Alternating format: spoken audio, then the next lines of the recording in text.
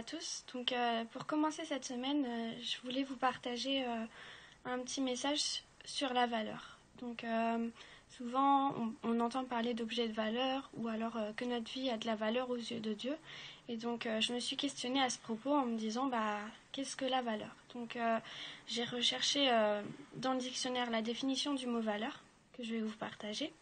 Donc, c'est quelque chose qui est estimé à un prix élevé, qui vaut cher, qui a de la qualité, une importance estimée par un jugement subjectif.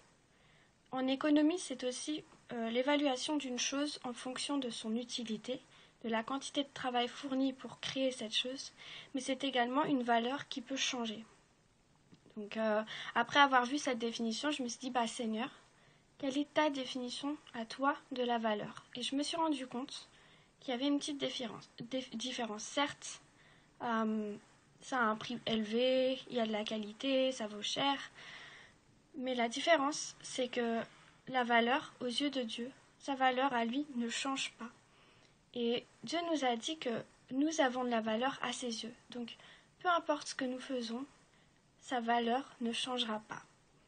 Et je me suis rendu compte aussi que, en tant que jeune, souvent on se lève et dans la société actuelle, on a beaucoup de critiques, soit les professeurs qui vont vous rendre une note, un contrôle que vous avez raté et vont vous dire voilà, c'est pas satisfaisant, tu n'as pas fourni assez de travail, tu n'es pas bon, que des découragements. Ça peut aussi être des camarades qui se moquent de vous parce que vous avez un poids plus gros que les autres, ou alors parce que vous êtes plus grand que les autres ou plus petit que les autres, parce que vous avez cette couleur de peau et l'autre non.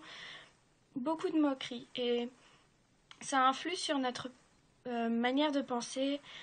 On reçoit un manque de confiance en soi et on se dit finalement j'ai pas de valeur en fait parce que le monde me critique, personne ne m'aime, je ne fais pas assez correctement les choses et ça c'est un mensonge que Satan veut vous faire croire. Alors j'avais vraiment à cœur de vous partager quelques petits points pour vous rappeler si vous êtes dans ce cas-là, si vous doutez de vous-même, si vous doutez de la valeur que vous avez aux yeux de Dieu, que vous puissiez vous souvenir de ces petits points que je vais aborder et vraiment vous aider à croire en vous et croire en la parole de Dieu qui dit que vous avez de la valeur à ses yeux. Donc, tout d'abord, tu as été choisi.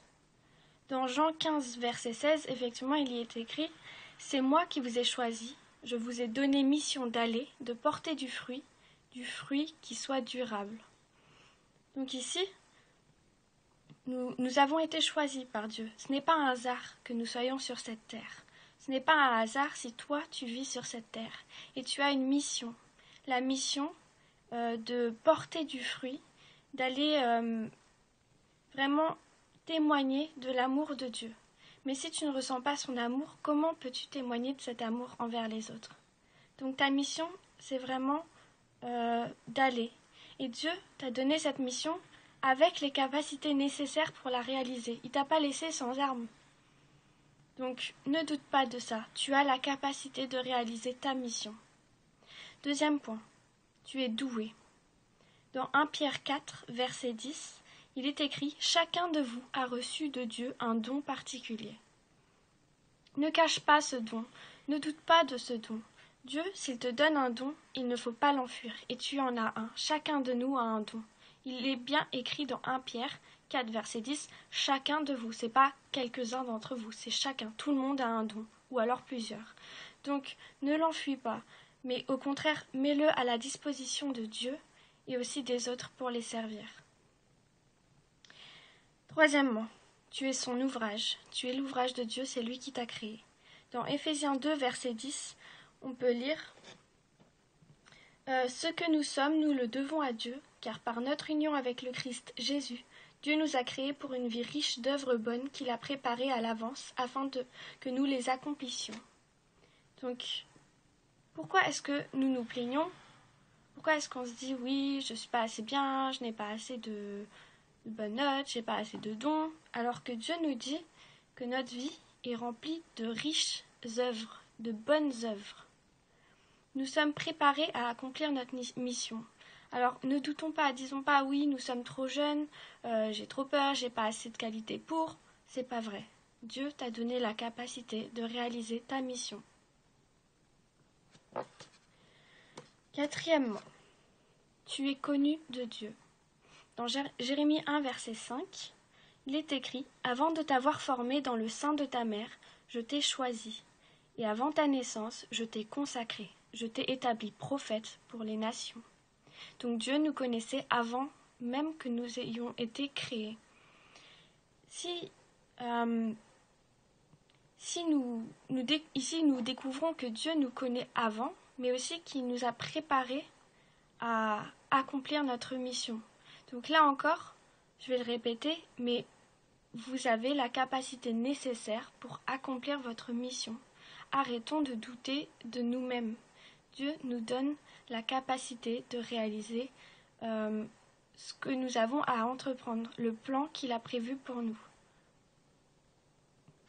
Tu es aimé au-delà des mots. Dans Éphésiens 3, verset 19, il est écrit « Vous serez à même de connaître cet amour qui surpasse tout ce qu'on peut en connaître. » Dieu t'aime. Il t'a pas créé pour te laisser sur cette terre et ne plus s'occuper de toi, c'est pas vrai. Dieu t'aime et c'est pour ça que aussi tu as de la valeur à ses yeux. Il faut que tu cesses de croire que tu es inutile, que tu es nul. Arrête de te rabaisser, arrête de dire personne ne m'aime, parce que ton Dieu, lui, t'aime. Son amour est incomparable, il est infini, et il a même donné son Fils unique pour te sauver. Ce qui m'amène à ce dernier point qui dit que tu es une nouvelle créature. Dans 2 Corinthiens 5, verset 17. Ainsi, celui qui est uni au Christ est une nouvelle créature. Ce qui est ancien a disparu, voici, ce qui est nouveau est déjà là.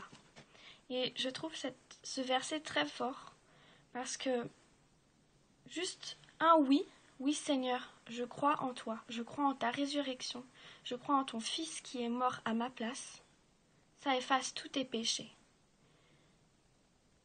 C'est une preuve d'amour. Enfin, on ne peut pas, en lisant ce verset, douter de l'amour de Dieu. Il a quand même donné son Fils pour toi. Est-ce que toi, tu serais prêt à mourir pour ta famille ? Mais là n'est pas la question. Dieu, lui, Jésus, a été prêt à mourir pour toi, pour te sauver et pour te donner la vie éternelle. Et ça montre que tu as de la valeur à ses yeux. Donc arrête de douter de toi. Et ce qui m'amène à finir avec un dernier verset, dans Ésaïe 43, verset 4. Peut-être que dans tous les autres versets, tu te dis « Ouais, d'accord, ça parle d'amour, de mission, mais non, j'ai pas de valeur à ses yeux. » Et bien ce verset, justement, parle exactement de la valeur que tu as dans ses yeux. Et il dit « Tu m'es précieux ». Donc dans la définition de valeur, on avait vu que c'est quelque chose de précieux. Tu as du prix pour moi, la valeur, elle a du prix. Quelque chose qui a du prix, et je t'aime, l'amour de Dieu. Donc, vraiment, je t'encourage à arrêter de douter de toi, et vraiment à recevoir ces paroles. Cette parole, elle est dédiée à tout le monde. La parole de Dieu est vraie. Donc, s'il te dit que tu es précieux, c'est vrai. Et tu as été créé à son image, et Dieu est tellement merveilleux. Je ne sais pas si tu as déjà vu sa grandeur, mais si Dieu est grand et que tu as été créé à son image, toi aussi tu es grand. Si Dieu est merveilleux et que tu as été créé à son image, toi aussi tu es merveilleux ou merveilleuse. Donc, oui, je t'encourage vraiment à te lever cette semaine et chaque jour proclamer une bénédiction sur ta vie, sur la journée qui va se passer. Seigneur, vraiment cette journée va être remplie de joie. Seigneur, aujourd'hui j'arrête de douter de moi-même et je crois en la capacité que tu m'as donnée. Et vraiment, si tu continues à faire ça quotidiennement, à proclamer la parole de Dieu sur ta vie, tu verras que ta manière de penser va changer. Tu verras qu'à travers ça, ta vie va changer. Et tu auras de plus en plus confiance en toi et ce manque de confiance va totalement disparaître. Donc j'espère que ce message vous a parlé. Passez une excellente journée et à la semaine prochaine avec plus de manque de confiance. Soyez bénis.